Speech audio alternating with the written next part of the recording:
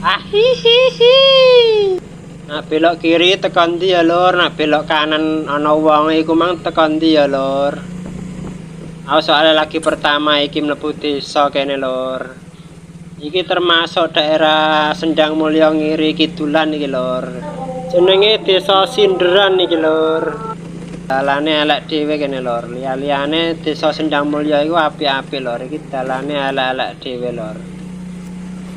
Jadi anak tiri kene lor, menawa ya duite urung memenuhi lor, isih kurang nawa lor. Ning kene pemandangane isih asri lor, wit-witane isih akeh ya adem barang lor. Ceweke ayu-ayu kene lor. Soale daerah pegunungan kene lor. Ya asal daerah pegunungan ceweke ayu-ayu kuning-kuning ngene lor. Yesul Samsul.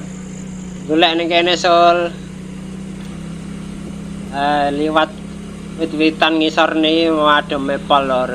Iki munggah iki lor, rada munggah. Belok kiri tekan ndi ya lor, tekan bunge Desa Sendang Mulya ta ndi ya lor. Aku belok kanan ae lor, engko nak wedi kiri malah tekan ndi lor ora ana tembusane lor. Aku kan wedi lor, lah iki malah belok kanan malah tembus dalan welek lor.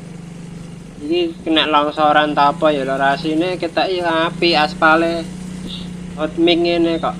Iku mau kok banyu tok ngono. Nak nawa longsoran ke sawah ta kon ndi lho, iki barang lor. Marai ra ono apa dhuwur tanggule marai lor. Dadine dalane cepet rusak lor. Iki apa lor sing tower sing ketok ke Rembang iku lor. Iki towere lor. Yo, tower sing ketok ke Rembang iki ketok lor ning daerah pegunungan. Nak ngingeti ke Rembang, ngingeti kidul kan ana tower lor. Patake ya iki lor. Oke, nak mlebu desa iki adem lor.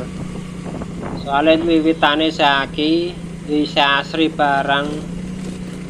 Ning kene iki ana warung lor, ape menggo aku kok poso lor, ya ora lurus ae lor. Lah iki ana lapangan poli lor ning kene lor.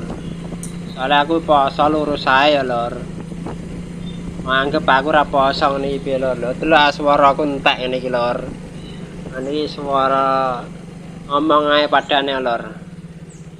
Iku ana wong akeh ning kono mau lor, mbok muat apa mah. Aku belok kanan ae lor. Soalnya dalane ya ancen belok kanan iki lor. Lah iki pabrik apa jagung ta apa ya lor. Wong kene do panen jagung lor, do disetara lor. Iya ada iklan lor, jagungnya garing niku sak janggel-janggele ketok lor. Sak kelopotane barang niku lor.